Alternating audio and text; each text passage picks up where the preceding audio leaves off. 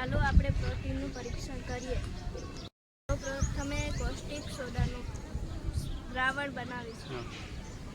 પહેલાં આપણે caustic soda લઈશું.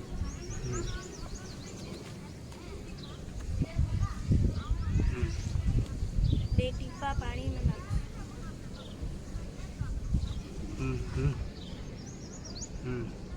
પછી હલાવીશું.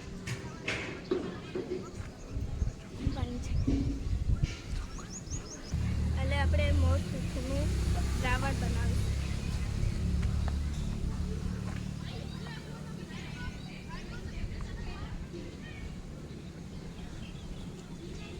2 ટીપા પાણી નાખીશું.